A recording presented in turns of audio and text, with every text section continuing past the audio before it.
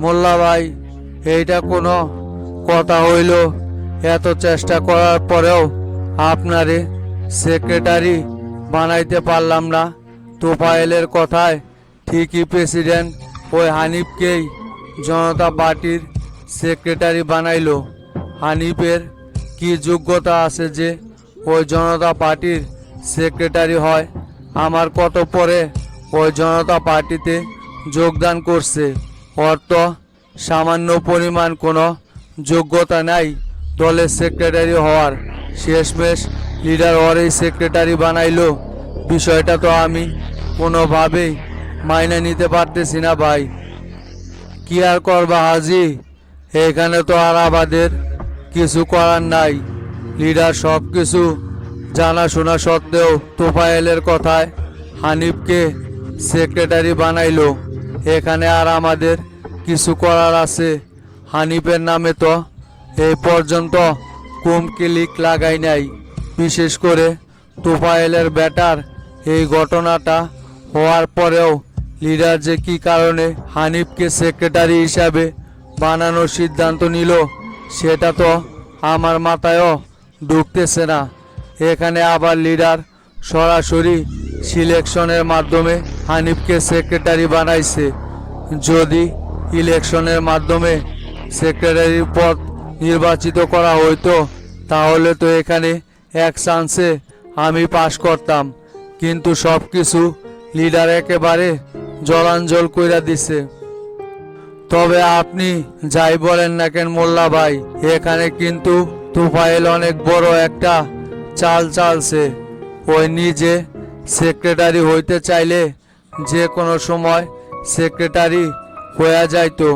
ওর এগেনিস্টে দাঁড়ানোর মতো সেই রকম শক্তভুক্ত কোনো লোকই ছিল না, কিন্তু তারপরেও ওই নিজে সেক্রেটারি না হইয়া হানিফকে সেক্রেটারি বানাইলো। এখানে আপনি বুঝতে পারতেছেন কত বড় একটা প্ল্যান করে রাখছে তোফায়েল। ওই আসলেই নিজেই পুরো জনতা পার্টির কন্ট্রোল নিতে চাইতেছে, যার কারণেই নিজে সেক্রেটারি না হইয়া হানিফকে সেক্রেটারি বানাইলো। হানিফের মাধ্যমেই ও এই জনতা পার্টির নিয়ন্ত্রণ নিতে চাইতেছে। এটাই 100% সত্য ভাই। এত সুজানা মোল্লা, সামনে রাজনীতিতে কি পরিবর্তন হয় সেটা শুধু দেখতে থাকো। শামসু যেইভাবে আটঘাট বাইন্দা মাঠে নামছে না, এতে করে জনতা পার্টির যে কি বেহাল দশা হইব সেটা শুধু ছায়া ছায়া দেখতে থাকো। সামনে জাতীয় রাজনীতিতে অনেক বড় একটা পরিবর্তন আইতে যাইতেছে যে এ ব্যাপারে তুমি 100% নিশ্চিত থাকো। শামসুকে তুমি ছোটোখাটো কোনো খেলোয়াড় মনে করো না, ওই কিন্তু গভীর জলের মাছ। আজকে শামসুর বিরুদ্ধে লাইগায় আমাদের পুরো রাজনৈতিক কেরিয়ার সহ সব কিছু একেবারে ধ্বংস হয়ে গেছে। আর শামসুর দলের জনপ্রিয়তা দেখছ, যেখানে যাচ্ছে সেখানেই ওদের আকাশচুম্বী জনপ্রিয়তা।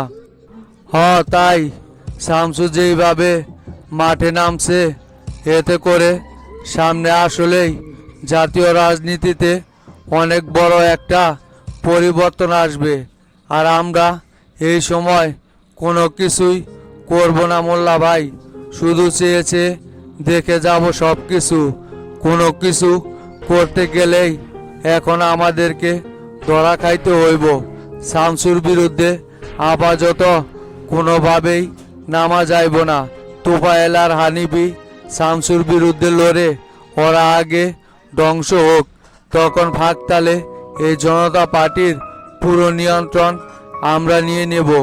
ওরা যেমন প্রেসিডেন্টের কাছ থেকে জনতা পার্টির নিয়ন্ত্রণ নিতে চাইতেছে, শামসুর কাছে গায়া এই নিয়ন্ত্রণ হারাইবে ওরা 100% নিশ্চিত। তখন আমরা ফাঁকা মাঠে গোল দিতে পারবো। হাজি, সেইটাই আমাদের এখন কোনো কিছু নিয়ে মাথা ঘামানো চলবে না। উপরে উপরে এখন তোফায়েল আর হানিফের সাথে মিল দিয়াই থাকাটা আমাদের জন্য সবচাইতে বেশি ভালো হইব। আগ বাড়াইয়া শামসুর বিরুদ্ধে কোনো কিছুই করা যাইব না, কারণ শামসুর বিরুদ্ধে কোনো কিছু কইরা টিকতে পারবে না কেউ কখনো। সেটা আমি খুব ভালো কইরাই বুঝা গেছি। তাই আমাদের এখানে এখন কৌশলগতভাবে কাজ কইরা যাইতে হইব। চলো এবার নতুন সেক্রেটারির সাথে দেখা কইরা শুভেচ্ছা বিনিময় কইরা আসি। ওদেরকে কোনোভাবে বুঝতে দেওয়া যাইব না যে আমরা ওদের সঙ্গে নাই। ওদেরকে পিছন থেকে শুধু সামনের দিকে আইগাই দিতে হইব। হ ভাই, ঠিক আছে, চলেন তাহলে দেখা কইরা সৌজন্য সাক্ষাৎটা সাইরা আসি। দেখা করতে না গেলে আবার ওরা অন্য কিছু মনে করে রাখবো। ওদের মনে কোনোভাবে সন্দেহ ঢুকানোই যাইব না। চলেন ওদের সাথে আগে যায়া দেখা কইরা তারপর দেখি আমাদের পরবর্তী কি পদক্ষেপ নেওয়া যায়। ওঠেন তাইলে ভাই।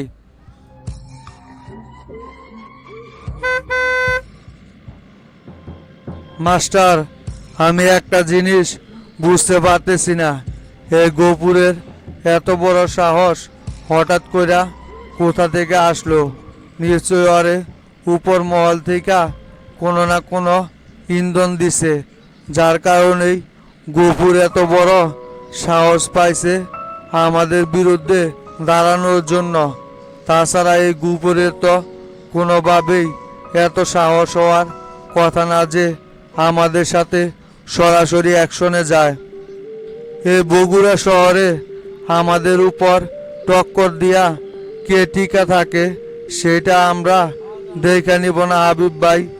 ওরে কোন নেতা উপর থেকে নির্দেশনা দিতেছে সেই নেতারও খবর কইরা তারপর সারমু। গোপুর তো এখন পর্যন্ত আমাদের হাতে ধরা খায় নাই। শামসু যে কি জিনিস সেটা গোপুর তো বোঝে নাই। যখন উল্টা কোপানি শুরু করে দিমু তখন ঠিকই বাপ ডাইকা কুল পাইব না, দেখতে পারবেন। না না মাস্টার, এ গোপুরে যতক্ষণ পর্যন্ত কুপাইতে না পারতেছি ততক্ষণ পর্যন্ত আমার শান্তি হইব না মাস্টার। ওর কত বড় কলিজা ছেলে পেলে নিয়া আমাদের পার্টি অফিস দখল করতে আসে। আমি তো বিষয়টা কোনোভাবেই মাইনে নিতে পারতেছি না মাস্টার। এত বছর যাবৎ বগুড়ায় রাজনীতি কইরা কি করলাম তাইলে? গোপুরের মতো লোক আইসা আমাদের রাস্তায় বাধা দেয়, আবার বড় বড় কথাও বলে। এটা আমার ইগুতে লাগছে। এত অধৈর্য হয়েন না হাবিব ভাই, বিষয়টা আমারও ইগোতে লাগছে। সময় মতো সব কয়টারই সাইজ করা হইব। আগে এত অধৈর্য হওয়া যাইব না। গোপুর তো সামান্য একটা মশা, এই সমস্ত মশা তো ফু দেওয়ার সাথে সাথেই উড়া যাইব হাবিব ভাই। ওই মশা মাইরা হাত কালা করা যাইব না। যদি তারপরেও উল্টা পাল্টা আচরণ করে তখন তো অবশ্যই এই গোপুরের বিরুদ্ধে অ্যাকশন নিবই। আর ওর বিরুদ্ধে যদি একবার অ্যাকশনে যাই তাহলে ওর অস্তিত্ব একেবারে বগুড়া শহর থেকে নাই কইরা দিব। মাস্টার, আমি তোমারে একটা কথা সাফ সাফ বইলা দিতে চাই। ওইখানে যাওয়ার পর গোপুর যদি কোনো রকমের কোনো উল্টাপাল্টা কথা শুরু করে তাহলে আমাকে কিন্তু তুমি আটকায় রাখতে পারবা না। আমি কিন্তু ওর ওইখানে খবর কইরা সাইরা দিমু। এই একটা কথা তোমারে আমি আগেই বইলা রাখলাম। তোমারে তো বললামই ছেলে পেলে নিয়ে আসি, কিন্তু তুমি নিয়ে আসলা না। ওইখানে যদি কোনো রকমের অঘটন ঘইটা যায় সেজন্য আমারে তুমি পরবর্তীতে কোনো দায়ভার দিতে পারবা না। আমার কিন্তু ওর উপর অনেক মাথা গরম হয়ে আছে। ওরে আমি কোপানো পর না পর্যন্ত শান্ত হব না। আগে এত গরম হয়েন না তো আপনি ওই জায়গায় আগে যাবার দেন, তারপর দেখতেছি বিষয়টা কি করা যায়। এত ফাল পারার দরকার নাই। শামসুরে তো বিষয়টা এখন পর্যন্ত জানাই নাই। শামসুরে আগে বিষয়টা জানাই নেই, আর এইখানে এত বড় একটা ঘটনা ঘটলো, এটা তো সামনে আরো অনেক বড় ইস্যুও তৈরি হয়ে যাইতে পারে। তাই আগে এত মাথা গরম না কইরা গফুরের সাথে আগে কথা বলি, পরে শামসুরে পুরা বিষয়টা জানাইতে হইব। সকলকে জানাই আমার গভীর শ্রদ্ধা। সকলের প্রতি আমার সালাম রইল। আসসালামু আলাইকুম। আপনারা যারা কষ্ট করে আমাদের এই জনসভায় উপস্থিত হয়েছেন, সকলকেই ধন্যবাদ জানিয়ে আমার বক্তব্য আমি এখানেই শুরু করতেছি। আপনারা জানেন যে আমরা বিগত বারবার যে সরকারকে ক্ষমতায় এনেছি কিনা, সেই সরকারই আমাদের সাথে প্রতারণা করেছে। আর বর্তমান সরকার তো পুরোপুরি নীতির বাইরে যায় কাজ করতেছে। আমি দীর্ঘদিন যাবৎ এই নারায়ণগঞ্জ জেলা জনতা পার্টির সভাপতির দায়িত্ব পালন করেছি, কিন্তু এখন আমি এই দলের আদর্শের কাছে পুরোপুরি বিদ্রোহ ঘোষণা করেছি। কারণ যেই জনতা পার্টি দেখে আমি জনতা পার্টিতে যোগদান করেছিলাম, সেটি আর বর্তমানে নেই। তাই আমি নিজের বিবেক দিয়ে জনতা পার্টি থেকে পদত্যাগ করে শামসুর মতো জনদরিদ্র মানুষের পাশে দাঁড়িয়েছি। আশা করি আপনারাও তার পাশে দাঁড়াবেন। দেশকে সমৃদ্ধশালী এবং সামনের দিকে এগিয়ে নিয়ে যেতে চাইলে কুবা শামসুর কোনো বিকল্প নাই। তাই আমরা আসুন দলে দলে কুবা শামসুর দলে যোগদান করে আগামী নির্বাচনে তাকে ভোট দিয়ে জয়যুক্ত করি। এতে করে মেহনতি মানুষ এবং দেশের বিভিন্ন রকমের উন্নতি হইব। আমি আর আমার বক্তব্য বেশিক্ষণ দীর্ঘায়িত করতে চাচ্ছি না। এখানে আমার বক্তব্য শেষ করছি। জনাব কুবা শামসু সাহেব আমাদের মধ্যে হাজির হয়েছে। উনি কিছুক্ষণের ভিতরেই এই মঞ্চে উঠে আপনাদের উদ্দেশ্যে গুরুত্বপূর্ণ কিছু বক্তব্য দিবে। আশা করি আপনারা ওনার সঙ্গে থেকে ওনাকে দেশ গড়ার জন্য উৎসাহিত করবেন। সকলকে আসসালামু আলাইকুম। এ শামসু ভাইয়ের আগমন, শুভেচ্ছা, স্বাগতম। শামসু ভাই, এগিয়ে চলো, আমরা আছি তোমার সাথে। শামসু, তাইলে আর বসে থাকলা কেন? আমাদের সকলের বক্তব্য দেওয়া আপাতত শেষ। তুমি যেহেতু চলে আইছ, ভিতরে সব লোকজন তোমার বক্তব্য শোনার জন্য অপেক্ষা করতেছে। তাইলে তুমি চলে যাও, বক্তব্যটা শেষ করে আসো। এখনই মঞ্চে উঠব। এইখানে জনসভা শেষ করে আবার অন্য আরেক জায়গায় যাইতে হইব। দেরি করার মতো কোনো স্কুবই নাই। তাই এখানে জনগণ আমাদের ডাকে কি পরিমাণ সাড়া দিছে, কি বুঝতেছেন জনগণের হাল ভাব দেখা। ওইটা আর বললো না শামসু, একেবারে বাঁধ ভাঙা জনগণ এই জায়গায় আয়সা জড়ো হয়ে গেছে। এত জনগণ যে নারায়ণগঞ্জ থেকে তোমারে সাড়া দিব, সেটা তো আমাদেরও ধারণার বাইরে ছিল। জনতা পার্টির হইয়া এতদিন যাবৎ এই জায়গায় রাজনীতি করে আসতেছি, কিন্তু এত বড় জনসভা আমরা কখনোই দিতে পারি নাই। শুধুমাত্র তোমায় আসবে বইলা, তোমার কথা শুনবে, সেই জন্য হাজার হাজার জনগণ আয়সা মাঠে উপস্থিত হয়েছে। এই জায়গায় তো লোকজন দৌড়াইতেছে না শামসু। আমি তো এটা দেখা একেবারে হতবাক। এটা ম্যাজিক ছাড়া আর কোনো কিছু হতে পারে না শামসু। সত্যি তুমি অবিশ্বাস্য। এগুলো তো আর এমনি এমনি তৈরি হয় নাই। আর এই ভালোবাসা একদিনের না, দীর্ঘদিন যাবৎ আমি জনগণের পাশে থেকে তাদের আপদ বিপদে সব সময় তাদের পাশে থাকার চেষ্টা করেছি। কিন্তু অন্যান্য ক্ষমতাসীন নেতারা জনগণকে সারা জীবন চুষাই খাইয়ে গেছে। সেই জন্যই আজকে তাদের এই অধপতন শুরু হয়েছে। আর আমার এখানে জয় জয়কার দেখা যাচ্ছে। এ সব কিছুই আসলেই জনগণের ভালোবাসার প্রতিদান। তাদেরকে এতদিন যাবৎ আমি ভালোবাসা দিয়ে এসেছি, আজকে তারা সেটা পরিপূর্ণভাবে পূরণ করে দিচ্ছে। এটাই আসলেই রাজনৈতিক সৌন্দর্যতা। তা আমি তাইলে মঞ্চে উঠলাম, আপনিও আসেন আমার সাথে। আচ্ছা ঠিক আছে, চলো তাইলে।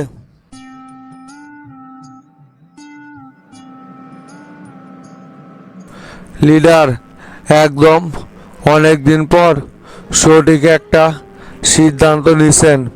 হানিফকে সাধারণ সম্পাদক হিসাবে বানিয়ে আপনি অনেক বড় একটা কাজ করছেন লিডার। দলের এই দুর্যোগময় সময়ে হানিফের মতো তরুণ নেতাদের দরকার আছে। এতদিন তো সিনিয়র নেতাদের উপর অনেকটাই ভরসা করলেন, কিন্তু ফলাফল সেই জিরো। এবারেই আমার কথা মতো আপনি তরুণ নেতা হিসাবে হানিফকে সাধারণ সম্পাদক বানানোতে আমি খুবই সন্তুষ্ট হয়েছি আপনার উপর লিডার। এখন আপনি আমাদের খেলা দেখতে পারবেন। কথা দিচ্ছি, আমরা সেই জনতা পার্টির আগের দাপট আবারও ফিরিয়ে নিয়ে আসব। দেখো তোফায়েল, তোমার কথা মতোই হানিফকে আমি সাধারণ সম্পাদক হিসাবে নিয়োগ দিছি। এখানে ইলেকশনের মাধ্যমে সাধারণ সম্পাদক নিয়োগ দেওয়ার কথা ছিল, সেটাও আমি বাতিল করছি। দলের এই দুর্যোগময় সময় যেন খুব সহজেই কেটে যায়, সেই দায়িত্ব কিন্তু এখন তোমাদের উপর। আমি কিন্তু আর এত চাপ নিতে পারতেছি না।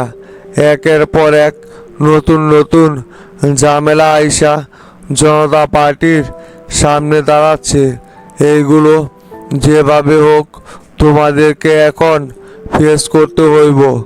আমি আর এই সমস্ত ঝামেলা মোটেও নিতে পারতেছি না।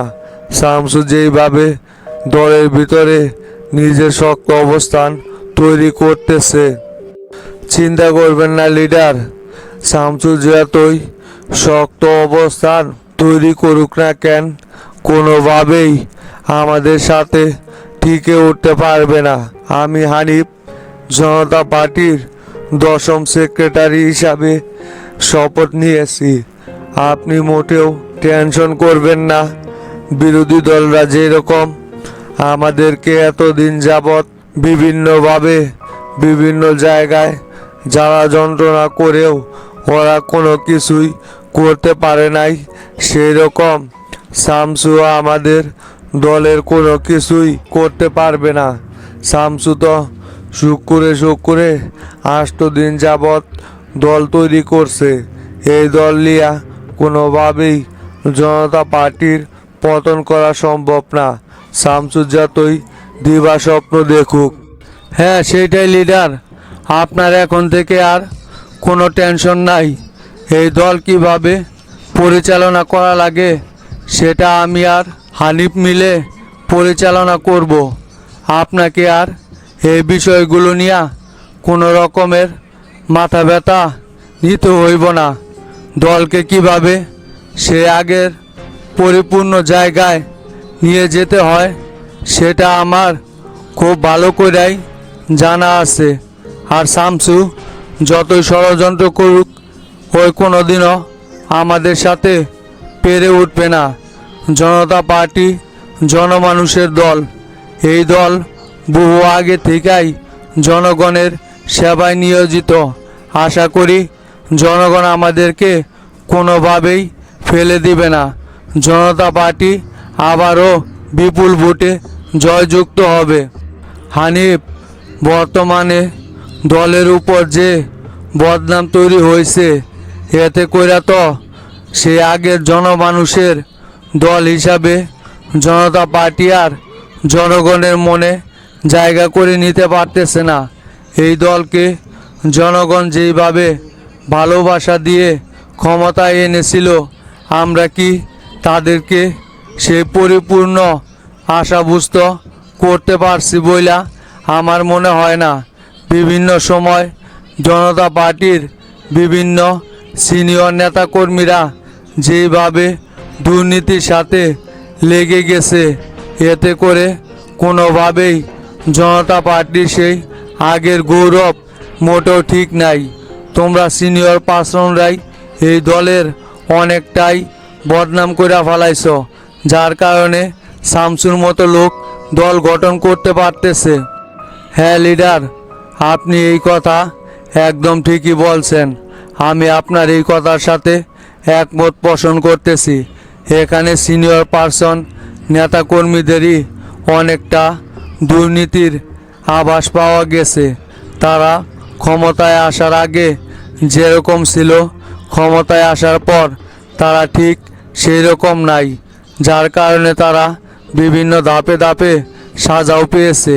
বিশেষ করে কাদের মোল্লার ওদের গ্রুপের দুর্নীতিটাই বেশি জনগণের সামনে প্রকাশ পেয়ে গেছে। আর সেই জন্য তো ওদেরকে দল থেকেও বহিষ্কার করা হয়েছে।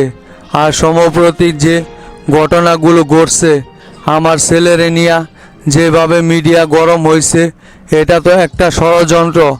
অচিরেই আমি এই ষড়যন্ত্রের বেড়াজাল কেটে সব কিছু প্রমাণ করে দেব। হ্যাঁ তোফায়েল, মিডিয়া এটাকে যেইভাবে প্রচার করছে, এতে কইরা আমি যদি এখন তোমার ছেলেরে জামিন দেওয়ার জন্য তদারকি করি, তাহলে অবশ্যই তোমার ছেলের জামিন হইব। কিন্তু এতে কইরা এই সমস্ত অপরাধের দায়ভার তোমার ছেলের কাঁধের উপরই যায়া পড়ব। তাই আমি তোমার ছেলের জন্য কোনো রকমের কোনো তদারকি করতে চাইতেছি না।